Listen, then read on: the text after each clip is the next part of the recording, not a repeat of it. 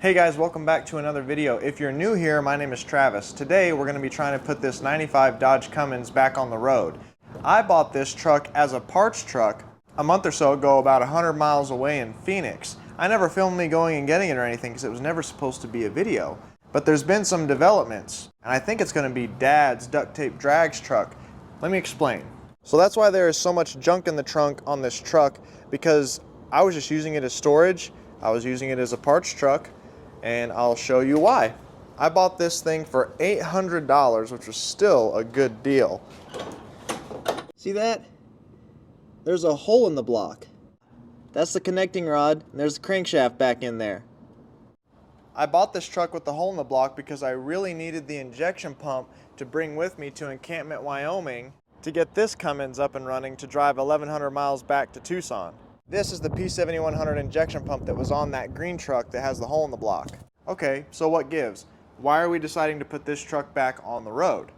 Because Dad recently picked up this wrecked second gen 12 valve Cummins for a steal, $2,000, because the engine and trans are still good.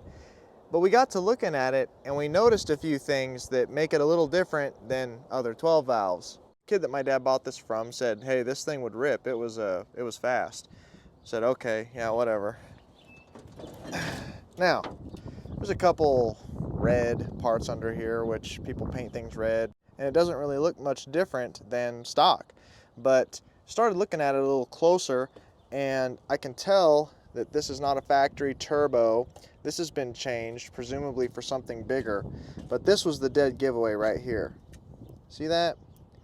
And that.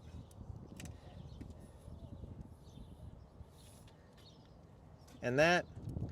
Those aren't factory head bolts, those are head studs. You only put head studs on if you're trying to keep the head down because you're putting power to it. There's a lot of things you do to these trucks when you're trying to add power to them, and one of them is right here on the injection pump that's visible. This is a Torque Tech overflow valve. This is a higher performance overflow valve. It's an adjustable pressure overflow valve. That's only something you put on if you're modifying the injection pump and whatnot. This is an industrial injection delivery valve box. These are the factory delivery valves, and so I'm sure they put upgraded delivery valves which go in the injection pump. They go right in here, right in these barrels. The kid my dad bought this from also said it had bigger injectors. Take him for his word on that. Also, when you're making more power with these, you got to get in the air fuel control housing to change the springs and stuff to handle more power and move the rack differently. And you see that screw up there on the top left? From the factory, that is a tamper-proof screw. It's only got a hole in the top. And in order to get in there, you have to grind a slit in it to get in there to change things around, and they did that. So they've obviously been in the air fuel control housing, I'm sure, to upgrade probably the AFC foot, take out the fuel plate, probably an air fuel control spring, all that good business. So they've been in here. And what you're looking at down below on the injection pump right here is the cap that leads to your governor springs. And the tamper-proof wire that goes across there has been cut. So they've been in there, presumably to do governor springs. There's no other reason you would cut that safety wire. It goes right over the top of that plug. The truck also has about a $600 AirDog fuel pump and fuel filter system underneath it. It's not cheap. We have an upgraded fuel system. We have a different than stock turbo. We have delivery valves. We presumably have governor springs. We have injectors. It's hard to tell if they did the timing. You can't really see that in any way, shape, or form. And then I said, well, if they were really serious, they would have probably done something to the transmission, because this is a lot of money we're looking at. Head studs are like $500–600. AirDog is about $500–600. Injectors are another $600. I mean, I'm just in what I can think of, that's about a couple $1,000s right there. And I said, well, if they did something to the transmission, you would know they were serious about whatever they were doing. This right here is not a factory torque converter. That is a billet triple disc lockup converter, I believe, and that's about $1,000 by itself.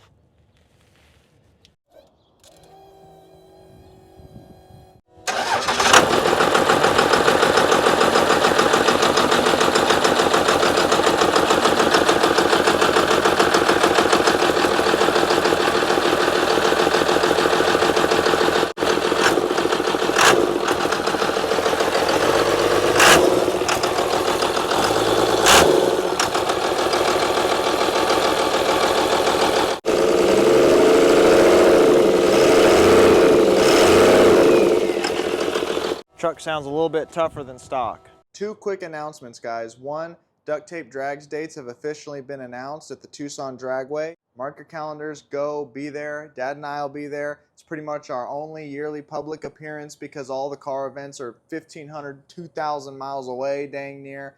I hope to see as many of you there as possible. I'm telling you early, I'm telling you now, so make sure you show up. Second, update on the t-shirts. I've been working so much, I've had a hard time finding shirts at the right price, the right vendor, all that good business. I finally got it sorted out, got with some people here locally, got the shirts ordered. They still have to come in, they have to print them, all that stuff. So they'll probably be ready in about 3 weeks. The Cummins Dependable Diesel, the 46 International, and we also have a red cap button-up uniform shirt with a logo on the front and the Travis B logo on the back. The designs are wicked cool, and the t-shirts they're printed on are like these shirts I wear. They're like polyester shirts. They're really light, good for working in hot weather. It's the kind of shirts I wear every day. I'll be wearing them on the channel. And the uniform work shirt is also a really, really slick shirt that you can wear while you're working or wear when you go out because it's just plain cool. So I'll let you guys know when those officially become available, but I just wanted to let you know they're coming down the pike. The order has been placed. Anyway, back to the Cummins. So with my $800 carcass basically and Dad's $2,000 secret powerhouse drivetrain, I think we could marry the two and actually make something that gets with the program a little bit quick. Dad's body is totally non-savable. It got hit so bad in the front, the frame is damaged beyond repair. Cab is tweaked and damaged, but the body on this truck is good. So what we have to do is get this apart to get the other drivetrain in. It's gonna be impossible to take this entire engine and transmission and lift it up like this. So I'm gonna take all this front part of the truck off, the bumper, this core support, everything, just to have the front of the engine totally visible. You guys aren't gonna believe this. Dad got under here and he said, dude, you gotta look at this. I said, what? It's just an automatic transmission. Look at this. I scored. There's a tail shaft. That's where the drive line should be. What is that? You want me to tell you what it is? So I had to get the scraper out because there was no tags on it. Look at this. US gear dual range. This is basically a gear vendor's. This is like a gear splitter. Do you know how much those are worth? I never knew US Gear made anything like this. All I know is gear vendors. A gear vendor's, like a gear splitter or a double overdrive, is like $4,000. Seriously, it's like $3,000 or $4,000 for a 47 RH automatic. And look, it's hooked up. It's got a single piece drive shaft. They hooked it all up. They did everything. I never knew this was here. Wow, what are you seeing on it online? It says US Gear dual range auxiliary transmission offers both overdrive and underdrive capabilities and is known for its durability and ease of installation. Oh my gosh, that is so cool. And some dude in the Cummins forum said, after 3 years looking, my experience was the US Gear units are hard to find, and based on the costs I was seeing were not cheaper than putting in the G56. Yeah, the G56 tranny. I literally cannot believe what I'm seeing right here. You guys, I cannot overstate how rare this is. This right here is worth probably triple what I paid for the truck. I didn't even know this was under here. That's insane. Unbelievable luck. I've never even seen this. I never knew it existed. The only over-under drive I've ever heard of is gear vendors. Nobody gets this but me. I'm coveting that with my life. Oh gosh. Freaking over-under drive hanging under that truck. What are the odds? Wow.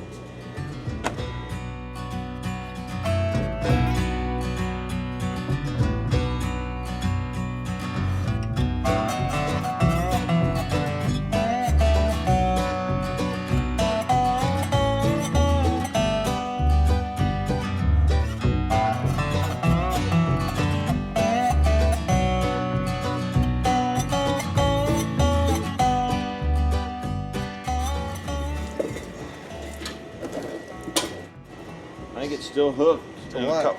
Huh? Let's try it again. So whenever we come off, hold on.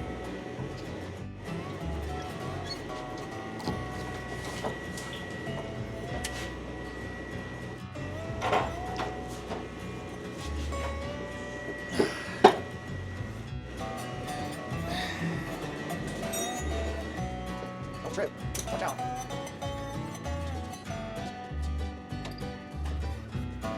This just fell on the floor. That's a lobe of the camshaft.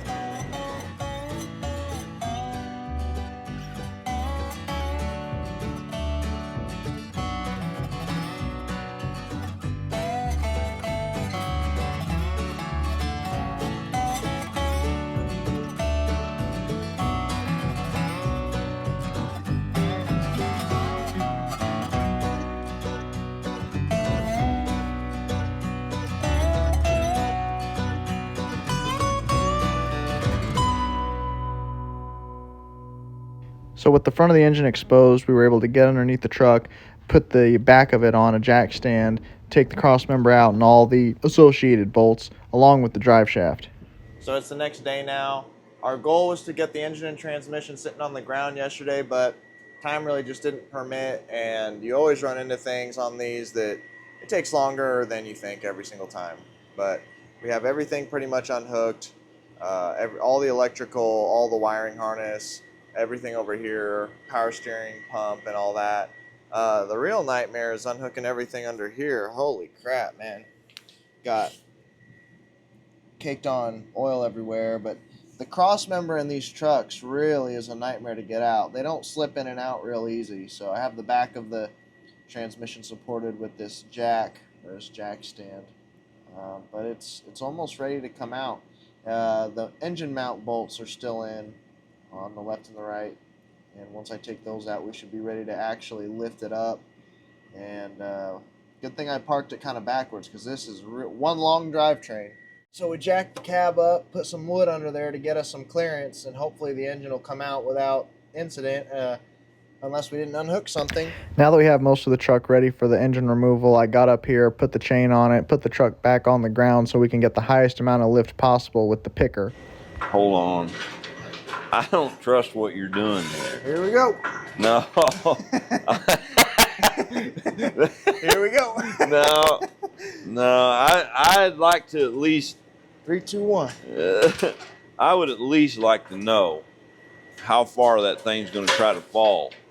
At least where I can control it.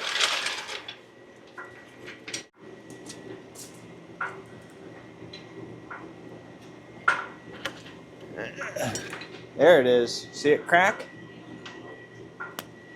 Hold on, buddy. Hold on before it falls off the back of this thing and causes damage. Pull back.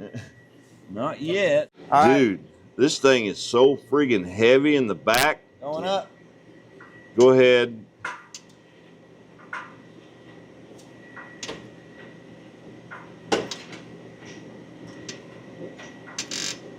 Make sure we don't break anything, rip any wires. Okay. How we looking? Well, it's coming up. Boy, we're really... Yeah, we can pull forward. We're really dropping down back here. I just wonder if we should have took that gear vendors off of there. Hold on.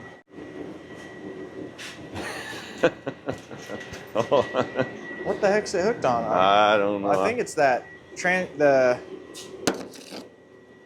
What's the matter? I don't know. Oh, it's the oil pan. Oh. Yeah. There.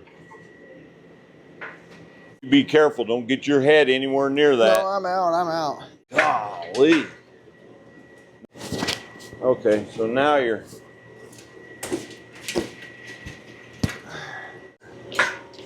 Golly. Okay, so now you're clear of the frame. So for the next hour or so, we played a game of what's this engine hooked on and why won't it come up, why won't it come out. But it's just easy does it and tedious work, and you know, you just have to be easy with it so you don't tear stuff up, because you got to put another one in it.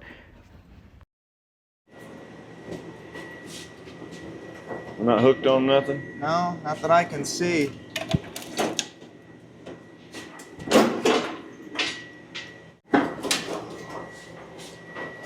these out. Wait a minute. Okay. A little bit more. And all right.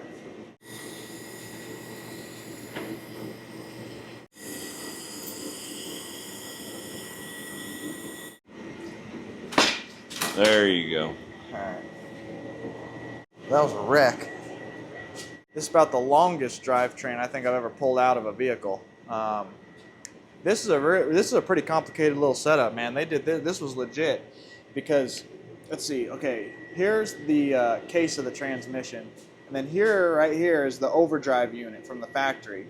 This section right here, from that bolt to that bolt is where the overdrive is, and then here is where they bolted on the US gear double overdrive. And this is not a factory tail housing. The factory tail housing tapers off like a Chevy or a 4L6E or a 700R4 TH350. You know, just tapers off, then your output shaft and a seal. So the fact that this comes out and then has a bolt pattern around it, this is probably sold with the US gear unit back in the day. They probably sold you the US gear unit, the control box, and then a tail shaft housing to bolt this to. So this is all very, very specialized, and I want to use it too. I want to put it on. I want to put it on my red and black truck. This is a really nice little unit. I hope it works. It's a nice little unit. Yeah. So after the mayhem of getting this drivetrain out of this truck, we need to clean up and get ready for the other swap. So we pulled this truck out, got the tractor going, got the engine out of there so that we could pressure wash the engine and the engine bay of the green truck, clean up whatever, a gallon of antifreeze and tranny fluid and oil and everything else so we're not wallowing in filth, and sweep everything up and get a clean slate ready for the drop-in.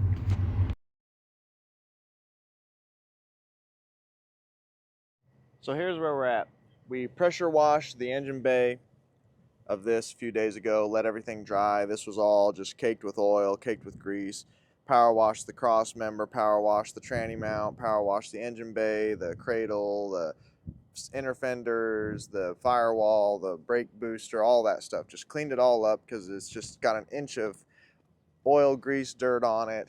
And recently I acquired this 40-foot shipping container for storage because although I have some property, a lot of it's useless because it's just outside. I got nowhere to put stuff, and building a building takes a long time and a lot of money, and closing it in and pouring concrete and blah blah blah. So I bought this. It's just a ready-made out of the weather deal, and it's empty. There's nothing in it. So pressure wash this off. This, oh yeah, you know I'm coveting that thing. So probably gonna unattach the engine from the transmission and put each on a pallet or something like that. And even though this has a hole in the block, this thing is still good for parts. All this stuff costs money, you know. Turbo costs money, exhaust costs money, all the specialty stuff, banjo bolts, return line, injectors, you know, it's all still good stuff on this engine. At least $1,500 worth of stuff on the engine if you had to get it in parts. So what we have to do now is we have to get the other truck that's got the engine in it, get it in here, and start yanking that engine. All right, after working the tractor a little bit, we have the other Cummins under the knife. Now we can look at it a little better. Just want to show you guys why this is a totally unsavable vehicle. So it got hit really bad in the front. Dad already took all the front stuff off just so he could start it, you know, a week or two ago, because everything was pushed into the fan. You can see the fan is bent. We're gonna have to take my fan off the other engine. And he also had to take my harmonic balancer off that engine we pulled out because it pushed it so hard it cracked this. So Dad had to take mine, and now it's got a good one. We'll have to switch that. But look at how far. This is supposed to be straight, by the way, just in case you didn't know that. And it bent the frame rail in. You can see how it's bent in, bent in. Look, it's up against the AC compressor. That is supposed to be straight. I mean, it just way bent it like crazy. And it's hard to see, but it actually pulled the fender in. I mean, it just sucked everything in with it and backwards. Totally just annihilated it. It barely clipped the front of the engine though. I mean, that's good. All the stuff up here is replaceable. So all the electrical now has to be unhooked from this engine, the alternator, the crank position sensor, the grid heater, the oil pressure sensor, the throttle position sensor, all that stuff. It unplugs. It's kind of nice that they all unplug, you know. And then the whole loom just sits over on one side. You can just, you know, take the whole thing and shove it over. And then we got to get underneath it, unbolt the transmission once again, take this cross member out, take this drive shaft out, and get this whole thing apart to get the engine out. So we're getting pretty close to getting this engine out now. We have all the electrical that lays over this side of the engine unhooked, have the motor mounts down there unbolted, the power steering lines, all the other whatnot stuff. The transmission is unbolted. Let me see here. So the cross member is out. I'm supporting the back of the transmission with this. Jack this side up, put it on a 4x4. Jacking that side up, gonna put it on a 4x4, and then we should be able to get a chain on it and start lifting. There's all the electrical for the transmission. Here's the wiring harness for the engine. I showed you guys this side on the wreck, but actually, I don't know why I didn't show you this side. Look at that. I just folded it over like a 90-degree angle. That core support mount is supposed to be right here. This is a bad wreck, man, bad. They were going full force. From the factory, I don't know why they did this, but it's like the firewall is like right here. Oh, dude, look at that. Man, we got room now. Yeah, we got tons of room.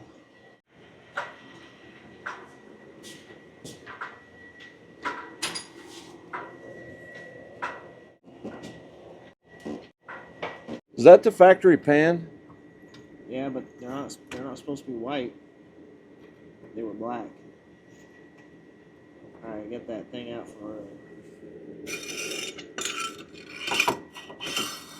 It's looks like it's lifting it straight.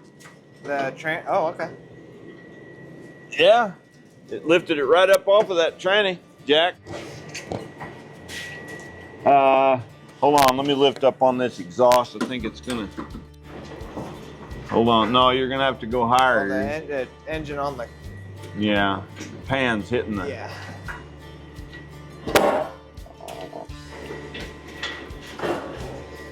Hold on. Go up higher. Looking good. Might have to go up a little bit. I think. Hold on. Make sure nothing. Oh, hold on. Wait a minute.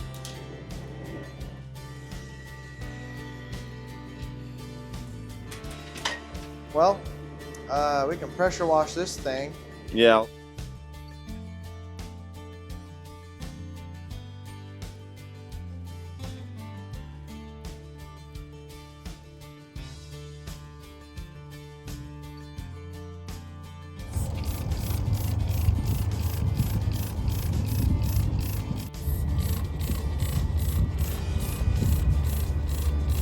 So yesterday we pumped all the fuel that was in this tank out into jugs and sort of poured them in the tractor and poured it in Dad's truck because dropping this tank would be hard full of diesel. It had like 20 gallons in it too.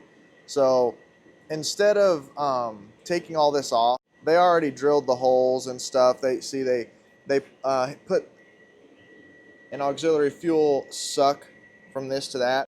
Basically why people put these air dog systems in is because you get to a point of horsepower where you can't pull enough fuel with the factory fuel lines to feed the engine. Even with a modified lift pump that goes on the side of the block, they can't pull enough fuel. So see how these lines are small and then this one's really big? So they have to bypass this entirely because if you use this at all, it's restrictive, even if for a section. So they put a bigger pickup here. It's got its own fuel filters and stuff. And then they also put the return in line here. So we're gonna just take this tank out and put it in the other Dodge.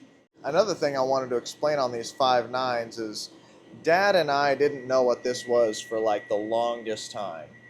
You know, what is that? Because we noticed long ago there's transmission lines going to it, and some people think it's a tranny cooler, some people think it's a tranny heater, and you're both right.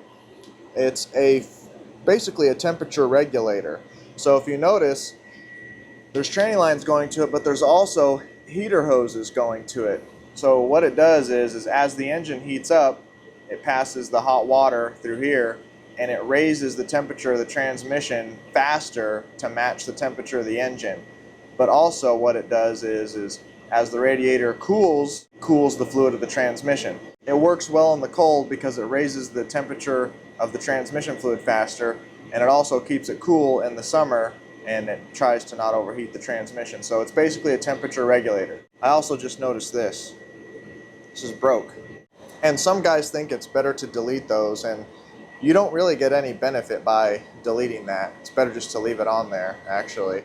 And one thing about these transmissions, it's really, really hard to tell the difference between generations of Dodge transmissions because they look really similar. So if you're ever looking at one of these transmissions for your truck and you want the 47RH or the 47RE that has the overdrive and lockup, you can tell this one from the previous designs that did not have a lockup torque converter by a couple things. If it's bolted to the engine and you can't look at the input shaft of the transmission, you look at these pins. There will be 3 pins, 1, 2, 3. On the previous generation, like on the first gens, they only had 2 pins, a ground and then a power for the overdrive. But when they added lockup in '94, they had to control lockup somehow, and that's what the 3rd pin is for. So this is ground, overdrive engage, lockup engage. If you do not have a lockup transmission, you will have a 2-pin connector. This is a 3-pin. And on the 47REs, the ones that came after this, they still look the same, but they have a 7-pin connector. So there's a lot of pins on that. If the transmission is off the truck, you don't even have to look at that. If you take the torque converter off the front, and there is a hole in the center of the input shaft, just going directly through the center of the input shaft, that's a lockup transmission because fluid travels through that hole into the torque converter to engage the lockup. So you can tell if there's no hole, if it's just flat, a dead hole, it's not a lockup transmission. It's a A518 from '93 and before. The pins and the hole in the input shaft, you can tell. This one's deceiving because it's got 3 pins, but it's obviously off to the side. It's not vertical. This is your neutral safety switch, so you have to look at the one facing up.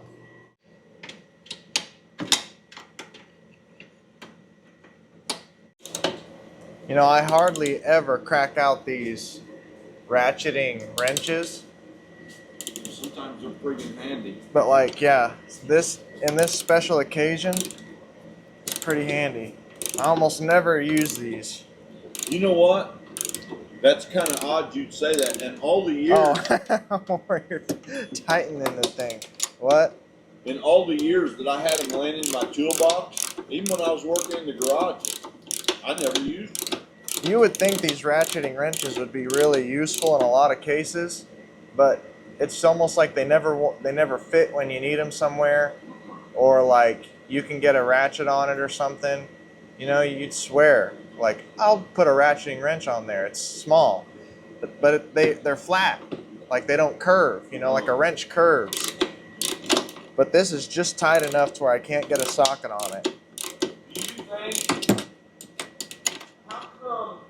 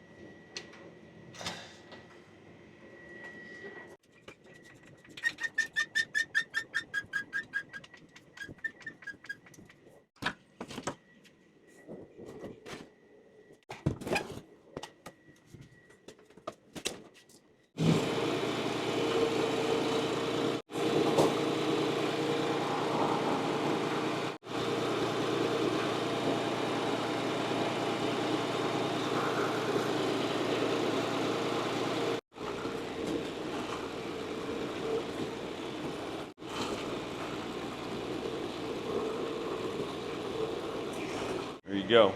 This is a little small for what I'm trying to do, but I think it'll still work. Where's the striker? Right there.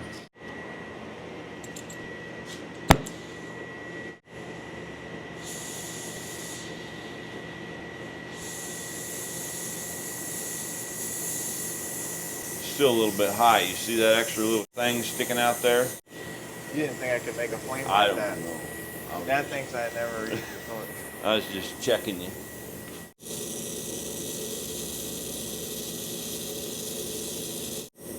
There we go.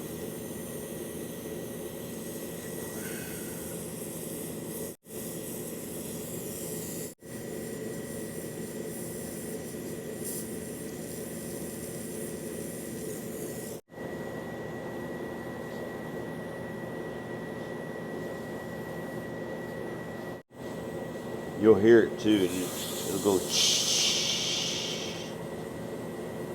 make a noise. Now, this is the kind of stuff they taught you in high school in the 80s. Tranny fluid's not going to get up that high anyway. It's just keeping the dirt out. Well, that'll hold. When I was in high school and they was teaching us, kids do stupid things. This was friggin' dangerous. This kid that was standing next to me, he would take his torch and he would take the flame of that torch and heat this thing so when you grabbed it, obviously, you burn your hand. But I've often wondered, I know it's got to be dangerous. I mean, you're sitting there with a flame on this oxygen and acetylene thing. He was the same ding-dong that decided he didn't need a welding helmet to weld. Oh, and he welded without a Oh, welding he helmet? welded without a helmet, and man, but he wound up going to they took him to the hospital. Didn't you say he was blind for like a week or something? I don't remember how long that he couldn't see. I don't remember how long it went on, but it's kind of hard for me to believe it didn't do permanent damage, but he literally decided he did not need a welding helmet to weld, and he did not use it. I bet he did after that if Oh, he yeah. ever picked up a welder again. Yeah, he got a good wake-up call.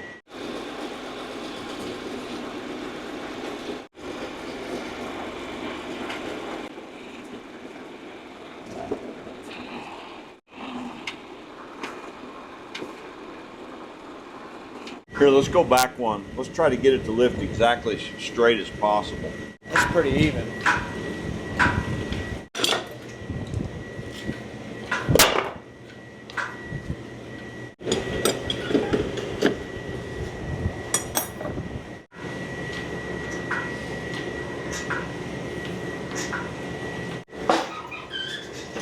Wait. Okay, go ahead, go up a little bit.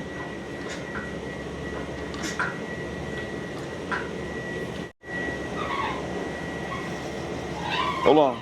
All right, go ahead. Okay, come down a little bit. Wait a minute. You're way high. I mean, you got plenty of room.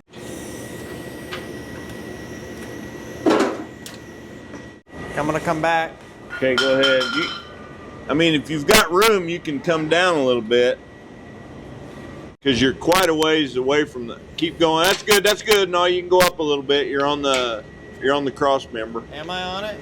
Well, you're on the frame of the truck, so. All right. Okay. Yeah. What's it hitting over there, I guess? Well, the passenger side is a little bit lower, and it's trying to hit this.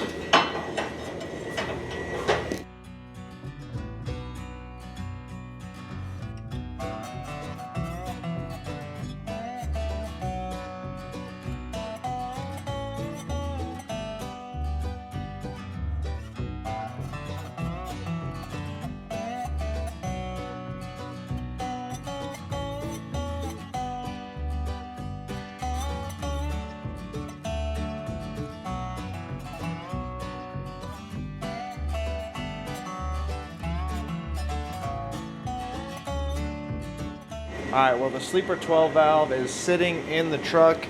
It's in the cradles of the motor mounts. We got underneath here and put the transmission mount in. So the cross member there for the transmission is in. It's bolted to the transmission. The rubber mount is bolted to the cross member. Cross member bolts to the frame are in and tight. The exhaust mount is in. Now it's just gonna be, let's see, We're gonna have to hook up all the stuff for the transmission, put the drive shaft in, take this gas tank out, put the other gas tank in, and hook all the electrical up on the engine up front. So we're not out of the woods yet, but the heavy lifting is over. It's a lot of detail stuff now.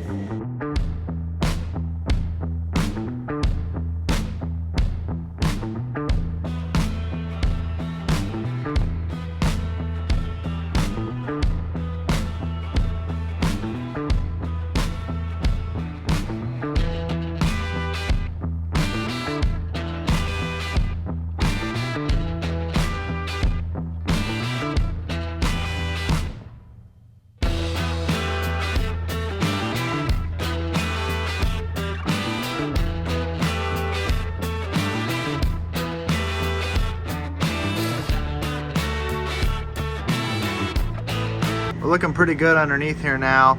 Have the drive shaft into the transmission, the carrier bearing is bolted to the frame, the straps that bolt it to the rear end are on, gas tank is in, the straps are tight, the cab is bolted on with the 4 bolts that hold it on. The air dog system is bolted to the frame. This is the water separator, this is the filter, the pump is here. This goes up to the front of the truck. There's a return that goes to the filler neck to just a return. That's plugged in. So now you can put your diesel in it. I need to put a cap on that. Dad got the shifter linkage bolted onto the frame and hooked to the transmission, so now it will shift from inside the cab. Dad also got the starter on with the starter wires that go to that, so it'll crank from hopefully the key. All the wires to the transmission are plugged in. This is your temp sensor. This is your, this is the neutral safety, and then up here's the overdrive. That's all plugged in. Speedo is plugged in also. So maybe that'll work, maybe it won't. Hopefully it does. Most all the electrical up here on the engine is plugged in. Alternator's plugged in. There's a ground right here. Fuel heater's plugged in. The fuel hose that comes from the air dog is plugged in to the injection pump right here. What are we doing now? I'm probably gonna have to get underneath of it and pry the exhaust forward. Okay. Or back, I mean, so you can get it to clear this and get it to come up here. Okay. Let me get underneath there and pry it, and you can guide it up there. Is there any kind of a gasket between that? No, it's just a V-band clamp. Yeah, a little more. Yeah. Okay, hold on.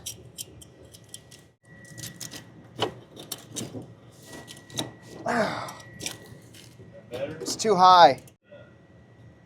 Yeah, oh, all right, stop.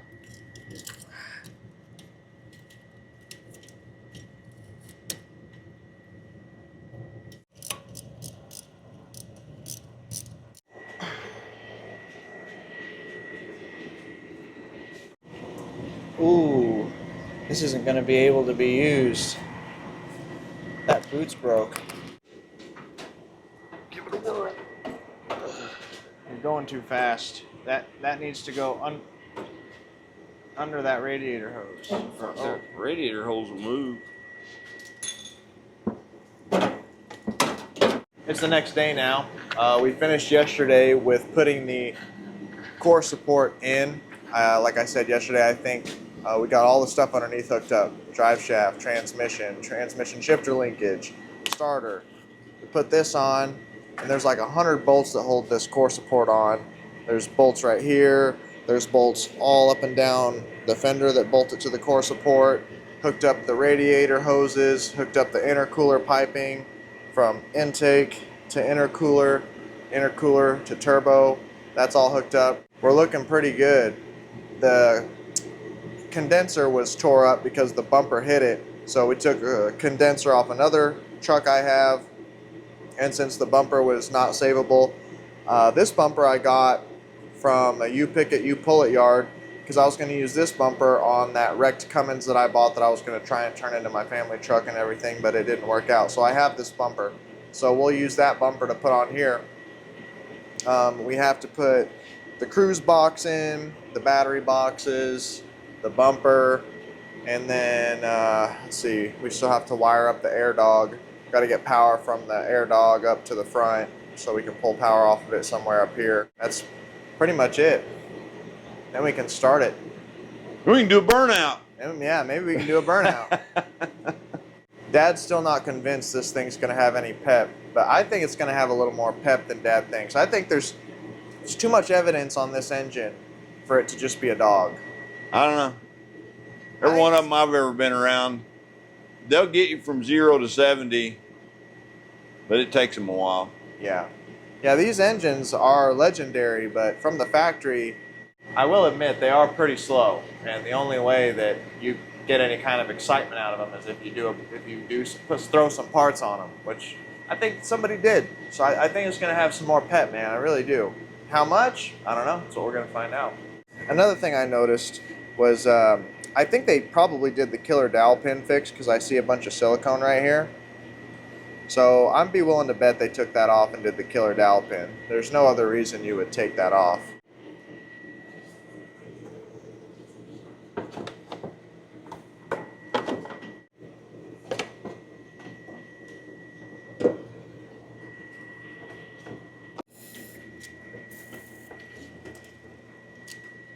The cruise is plugged in on the box. There's these two lines that come The up. wire's broke on it, isn't it? No. Oh, it isn't?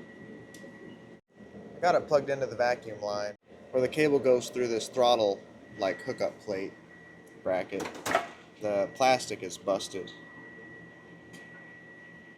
This one is good, but I don't have a way to connect the wire, you know, like I have a little doohickey here. So we're going to take a break from working on the Cummins real quick to go look at a station wagon for Jim, also known as the Inevitable Jim on YouTube. He's looking to buy a car out here. I don't know if he's planning to do some kind of video or something, probably. But what is it? 73 Ford station wagon. 73 Ford station wagon. And he wants us to put eyes on it to see if it's, you know, feasible, if it is what the guy says it is, if it can possibly make some kind of drive, or if it's a piece of junk. We just pulled up to this storage lot here with all these vehicles. I guess the guy is moving to Tennessee and he's trying to sell everything, or most of all this, so maybe he's got some other cool stuff. Looks like a Cadillac hearse. How you doing? My name's Jared. Jared, I'm Travis. Jared? Jared. Jared, I'm Travis. Nice to meet you. Wow. So I Yeah. popped the cap, made sure there's a little bit of coolant Yeah. in there before we did anything. 7 of 21. That's a fairly fresh battery. I can't believe it's got seats and a carpet. Somebody must have had their seats redone. Well, I did the front seat. Oh. I did the front seat. It was split on the bottom. That's nice. These are the Oh, it's got a rack. Oh, a roof rack. Roof rack. the racks right here. Oh, yeah. Roof racks are cool. This is sort of concerning. I don't know. He's correct. I wonder if somebody did put a roof on. That's clean. Yeah. Yeah, there's Nothing wrong with that. yeah, just a little bit up here, not much. Floors don't look too bad. No? This is Find cool. out what he's asking for. This one here'd be. That You know, one. a lot of people on the channel have been asking me to do a station wagon. You know, we've never done a wagon on the channel. Oh, really? I don't think we've done a wagon. That one's straight up cool. This is cool. That one's cool. Look at this one. Forget Jim. I'm looking for stuff for me. That's neat. But this is more up my alley, I think. I love this. This is so cool. Look at the lines on this. Dude, I gotta know what he wants for this. This is so cool. Oh, yeah. Look at the fuel door, the chrome fuel door built into the bumper. That's wicked. Last registered in 84. That's a good long while, dude. Estate wagon. That's cool. Dude, I love this. Coming all the way down here. I wouldn't want to be listening to a car with a rod knob. At least Jim will feel good about that. Okay.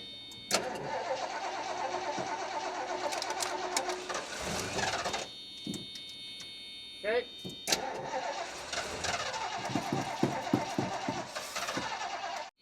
Okay.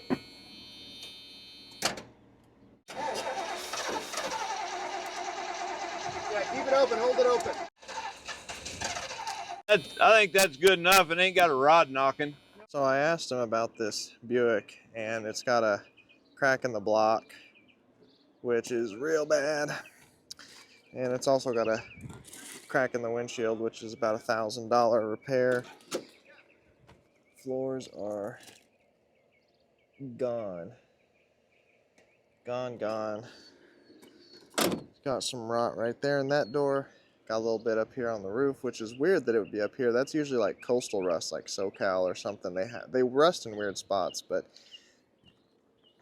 it does have a clean title. But he's asking like $6,500 for it. I don't know. With a crack in the block and the rust, I just don't think I'm a player at $6,500, even though it's cool. And then the Plaza over there, that wagon, I think he wants $5,500 for it or $5,800. So it's just too high. We're back to the 12 valve. We're gonna tell Jim everything we found with the station wagon. It's kind of clean. Something's going on with the roof though. A lot of Bondo around that roof. Not sure if it's grafted a different roof on it or what, but whatever. I'm not sure what he wants to do with the car yet, but we'll see. But as far as this truck goes, we're getting pretty dang close. We got the brackets on. We're gonna put the front bumper on. I took the air dog wiring off of the old truck, and we're gonna have to wire up the air dog, and then we'll be really close. Fill it with some water, and then we should be able to start it, I think. All right, so I have the air dog plugged in. I got the wires running from the frame. I might have to tidy those up, but they're coming all the way up. This wire, power and ground. And then it has a relay that goes to a key on switch. This little wire goes to a key on power in the cab. So when you hit key on, it sends it to the relay to where it juices up the big wires to power it up. So it works now.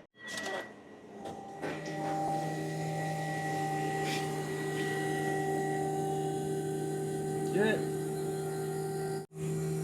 I have no idea where that came from. I ain't gonna know what to do with all that power, am I? Nope. Could be more than you bargained for.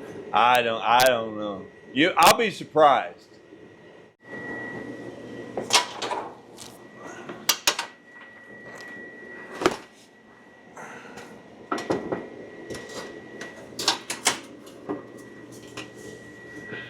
Oh, you gotta reach that hole. It ain't going in far enough. Push it in. It's hitting. Oh, your bracket. Wait. Your bracket's meeting up. Yeah, I don't think that bracket's right. That one's a different bracket. This is a pickup truck bracket. See the difference? The holes are different. That bracket needs to be changed. All right, switch it out.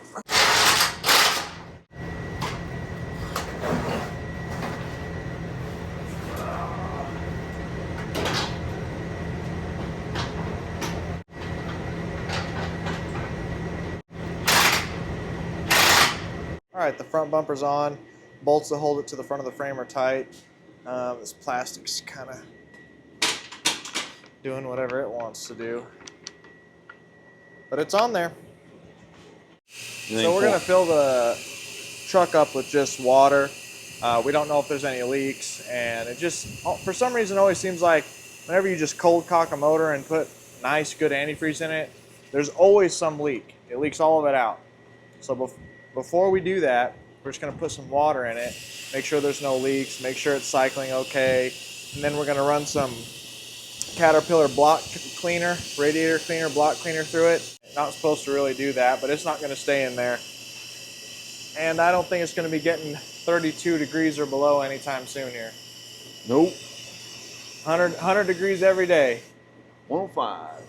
105 today. I got the Portacool on, and it's still 98, 99. It's probably only 5 or 6 degrees hotter outside. Freezing to death. Yeah. Sure didn't take much. Is it full already? Yeah, it seems like it didn't take very much. There's a big old air bubble in the block. Yeah. It's a big old air bubble. Yeah. Boy, I tell you, when I run that block cleaner through that Chevy pickup truck, Yeah. that thing just blew ice cubes out all the way back to Missouri. Really? It never offered.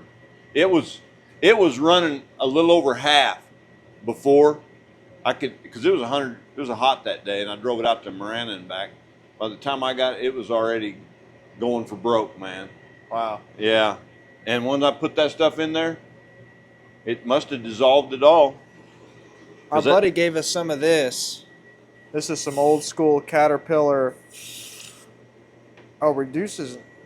This ain't right. Axle and brake oil additive. This ain't right. Uh-oh. Uh-oh. Uh-oh. Yeah, that's not the radiator cleaner. It was in a jug that looked just like that. Oh, we don't have any more? Oh, we used it all. Dude, that stuff was so good. Dang, I thought I might have had some back there. I thought that was more radiator cleaner. You got it hidden somewhere, don't you? You just don't want me using it. No, Yeah. we're out. Dang, I want that stuff. That's good stuff. Yeah, that was good stuff. Dang. That stuff cleaned that truck up like good. I wonder if they sell any stuff like that. Like, dang. Is there any fluid in the trans, or is it pretty much empty? Oh, I bet it's low. I know it is. Well, I don't know. There's some on the stick. We didn't lose a lot. There's some on the stick. We'll Yeah. check it when we run it. Are we leaking diesel fuel? Dude, I don't know. There's like something coming down by the tank. Oh, I bet we ain't got no power steering fluid. Yeah, it's coming out pretty bad. What the man? What is it? All right, so that leak was actually coming from the return line that goes to the tank. I didn't hook it back up. So I had to take the tank back down out of there, hook it back up. Yeah. Why? So I didn't hook it up. What happened? I don't know. I didn't hook it up. Something happened. So I had to take the tank down out of there and put it back. No more leak now. All the injectors are open, so we should be able to crank it. Oh wait, we didn't even pour the gas back in it. No, that's. Crank it.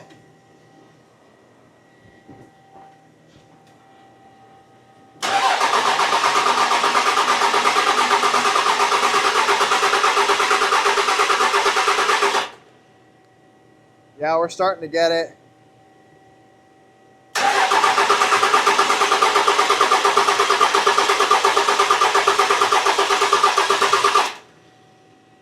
Go ahead.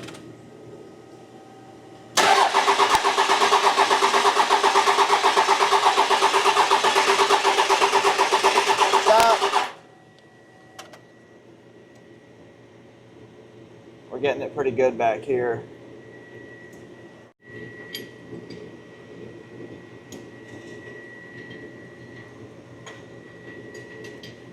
Go ahead.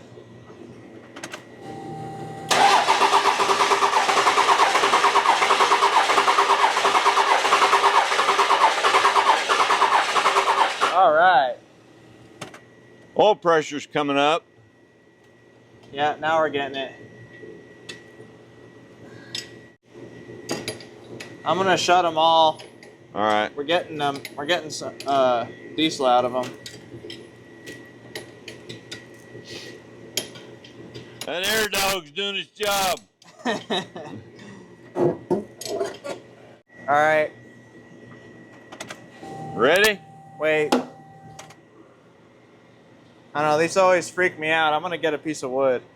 I mean, I know we ran this engine and it didn't do anything crazy, but Oh yeah. Do you got the fuel on the injection pump? all right. Ready?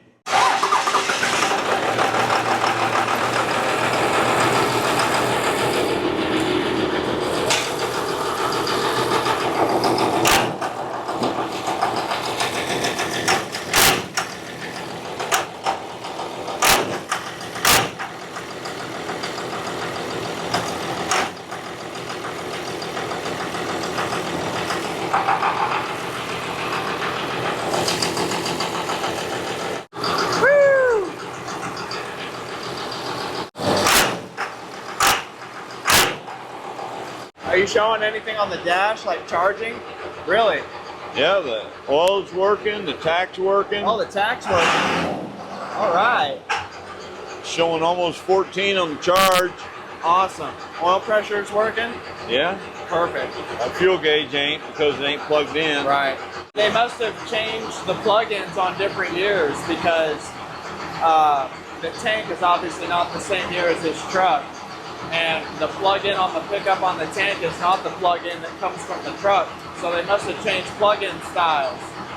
So it doesn't plug in. It sounds like it cracks. Like when you hit it, it sounds like it cracks, man. I know, it sounds different than stock, man.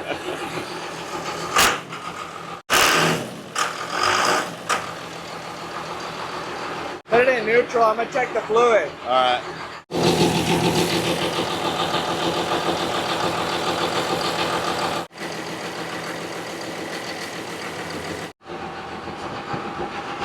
Ah, your reverse lights work.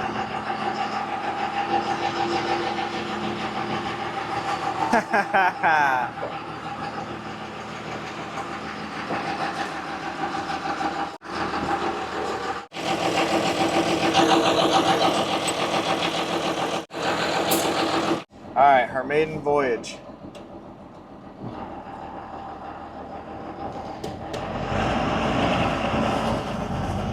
Windows are dirty. Yeah. I hope this thing is a little better than stock. Third. Not sure I'm hearing overdrive. You are, aren't you? I'm not sure I am. I don't think I did.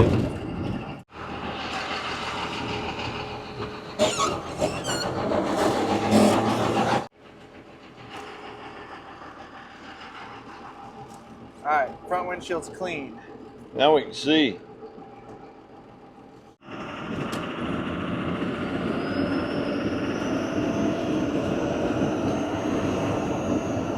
Well, there's a lot of smoke coming out of that thing.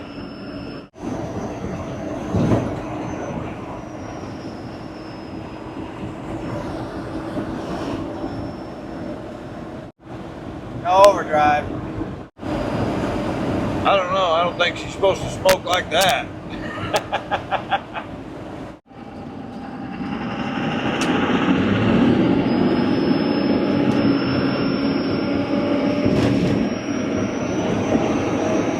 Man, that ain't right.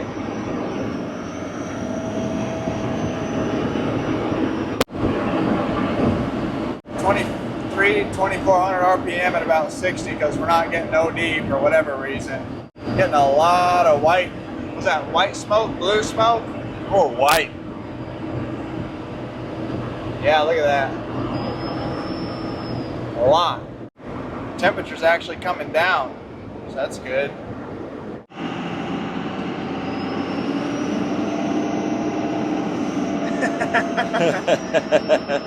I mean, it's just a big old smoke machine.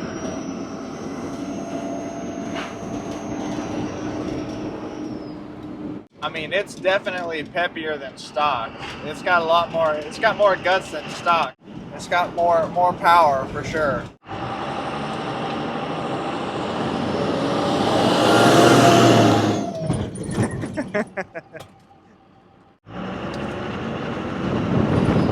Oh, it shook the tires loose. I felt Yeah, it. it did. It did.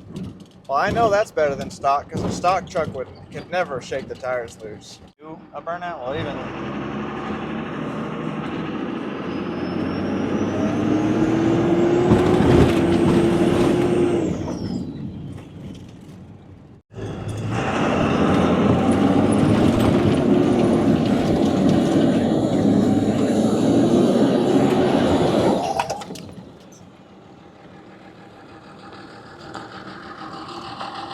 There we go.